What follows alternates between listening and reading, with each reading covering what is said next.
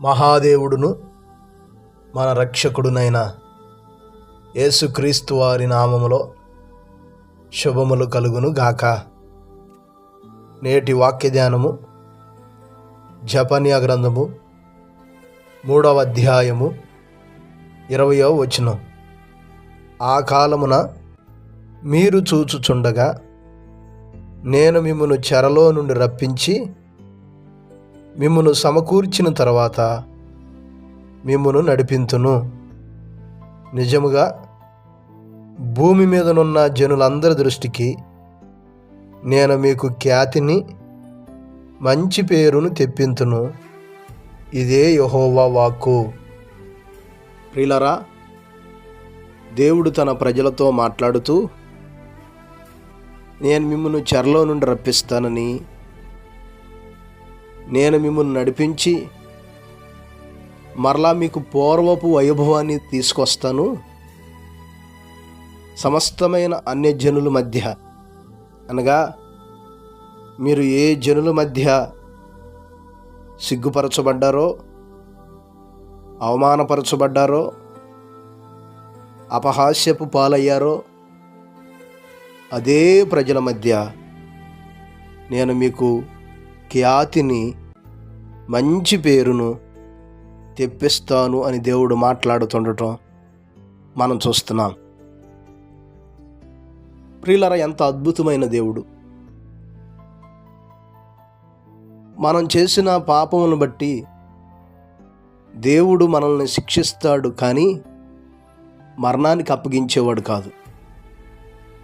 మనకు బుద్ధి కలగాలని, జ్ఞానము కలగాలని, ఆయన ప్రేమను గుర్తెరగాలని న్యాయమును బట్టి శిక్షిస్తాడు, కానీ పూర్తిగా నశింపచేసేవాడు కాదు.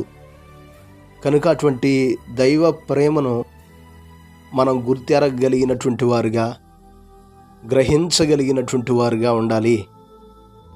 దేవుడు తన ప్రజలతో మాట్లాడుతూ చెబుతున్నాడు, నేను మీకు మంచి ఖ్యాతిని, మంచి పేరును కలుగు చేస్తాను. ప్రియులారా, ఇశ్రాయేలీలు మాత్రమే కాదు, ఈరోజు నా జీవితాల్లో మంచి ఖ్యాతిని, అనగా మంచి కీర్తిని, మంచి స్థితిలో ఉండాలంటే, మంచి పేరును మనం కలిగి ఉండాలంటే దానిని ఇవ్వగలిగేవాడు, దాన్ని దయచేయగలిగేవాడు దేవుడు. ఎంతమంది జీవితాలు మనం చూస్తాం, ఏమీ లేనటువంటి నిస్సహాయ స్థితి నుంచి, ఏమీ లేనటువంటి అతి దీన స్థితి నుండి అత్యున్నతమైన స్థితిలో, ఉన్నతమైన స్థానములో నిలబెట్టబడి మంచి పేరును, ఖ్యాతిని పొందుకున్న వారిని లేఖనాల్లో మనం చాలామంది భక్తుల్ని చూడగలుగుతాం. అలాగ పొందుకొనటానికి, వారు ఆ స్థితిని అనుభవించటానికి కారణం దేవుడే. ఉదాహరణకు లేఖనముల్లో మనము ఎస్తేరు గ్రంథంలో మొర్దెకైని మనం చూస్తాం. ఆ లేఖన భాగం మనకు సుపరిచితమైందే. హామాను మొర్దెకైని చంపాలనుకొనటం, 50 అడుగుల ఉరిస్తంభాన్ని ఏర్పాటు చేయటం, మొర్దెకైతో పాటు యోధా జనాంగాన్ని అంతటిని హతమార్చాలని చూడటం, రాజు చేత శాసనం తయారు చేయించటం, తర్వాత జరిగినటువంటి సన్నివేశం, ఎస్తేరు సంసిద్ధపడి దేవుని చిత్తానుసారంగా తన ప్రజల మీదకు వచ్చేటటువంటి ఆ కీడును తప్పించి, ఏ ఉరిస్తంభం మీద మొర్దెకైని చంపాలని చూశాడో అదే స్తంభం మీద హామాను హతమార్చబడటం మనం చూస్తాం. అంటే చనిపోయేటటువంటి పరిస్థితుల్లోనికి వెళ్ళాడు.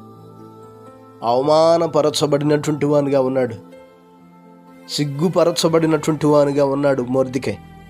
కానీ అటువంటి స్థితిలో నుండి ఎంత పేరును, ఎంత గొప్ప ఖ్యాతిని దేవుడు అతనికి కలుగు చేశాడో తెలుసా? మీరు ఎస్తేరు గ్రంథం 9వ అధ్యాయం 4వ వచనం చదివితే మొర్దెకై రాజు యొక్క నగరులో గొప్పవాడాయను. ఈ మొర్దెకై అనువాడు అంతకంతకు గొప్పవాడొకట చేత అతని కీర్తి సంస్థానములన్నిటి యందు వ్యాపించెను. చూడండి ప్రియులారా, చనిపోవలసినటువంటి పరిస్థితుల్లో ఉన్నటువంటి వాడు గొప్పవాడయ్యాడు. అంతకంతకు మంచి పేరును, మంచి కీర్తిని, మంచి స్థానాన్ని సంపాదించుకున్నాడు. ఇంకంత మాత్రమే కాదు, 10వ అధ్యాయం 2-3 వచనాలు చదివితే మొర్దెకై అహష్వేరోషు యొక్క దినాల్లో ప్రధానమంత్రిగా ఉండటం, తన వారందరితో సమాధానంగా మాట్లాడటం, జనుల యొక్క క్షేమం విచారించటం, దేవునికి ఇష్టడుగా, అనేకులకు ఇష్టడుగా ఉండటం చేత మంచి పేరును, మంచి ఖ్యాతిని సంపాదించుకున్నాడు. ఈ ఖ్యాతి అతనికి ఎలా కలిగింది?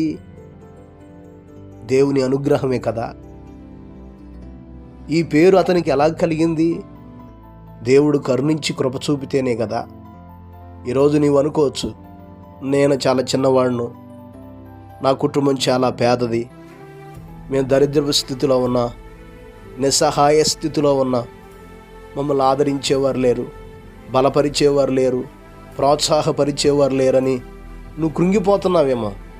కానీ నువ్వు దేవుని తట్టుకు తిరగగలిగితే, దేవుని మీద ఆధారపడగలిగితే, ఏ ప్రజల మధ్య, ఏ వ్యక్తుల మధ్య, ఏ జనాంగం మధ్య నువ్వు అవమానపరచబడ్డావో, సిగ్గుపరచబడ్డావో, హేళనకు గురయ్యావో, అదే ప్రజల మధ్య నిన్ను అత్యున్నతంగా నిలబెట్టి నీకు మంచి ఖ్యాతిని, మంచి పేరును తీసుకురాగలిగినటువంటి వాడు. కనుక ఈ మాటలు వింటున్నటువంటి నీవు ఆలోచించేసుకో. అలాగ నీకు ఖ్యాతిని, మంచి పేరుని ఇవ్వగలిగిన దేవుని హత్తుకో, ఆయనకు లోబడు, ఆయనకు పరిపూర్ణమైనటువంటి విధేయతను, వినయాన్ని కనపరిచి ఆయన వాక్యం ద్వారా నింపబడి ఆయన మార్గంలో జీవించడానికి నువ్వు సిద్ధపరచుకోగలిగితే ఇట్టి స్థితిని నీకు దయచేస్తాడు. కనుక అట్టి కృప, అట్టి సహాయమును, నడిపింపును దేవుడు మనకు దయచేయును గాక. పరిశుద్ధుడైన మా దేవ, గొప్ప కాపరి, అపారమైన మీ ప్రేమను బట్టి మీకు స్తోత్రాలు, వందనాలయ్యా. ఈ ఉదయకాల సమయంలో మరొక మారు మాతో మాట్లాడారు తండ్రి, స్తోత్రాలు. ఈ మాటలు వీక్షిస్తున్న ప్రతి నీ బిడ్డను మీరు జ్ఞాపకం చేసుకోండి ఆయన. మేము సిగ్గుపరచబడుతున్నా, అవమానపరచబడే స్థితిలో ఉన్నా, విలువలేని స్థితిలో ఉన్నాం అనుకొని కృంగి నిరాశలో, నిస్పృహలో ఉన్నటువంటి బిడ్డలతో మీరు మాట్లాడారు. వారు మీ వైపు తిరగటానికి అయా మిమ్మల్ని స్వరక్షణగా అంగీకరించి మంచి ఖ్యాతిని, మంచి పేరును సంపాదించుకొనగలిగిన భాగ్యమును దయచేయండి అయ్యా. స్తోత్రాలు. ఈరోజంతా మీ సన్నిధిని తోడుగా ఉంచి అయా మీ యొక్క దీవెనలతో నింపుతూ రమ్మని యేసు నామమున అడిగి వేడుకొనుచున్నాము తండ్రి, ఆమెన్. ప్రభు కృప మీకు తోడయ్యుండును గాక.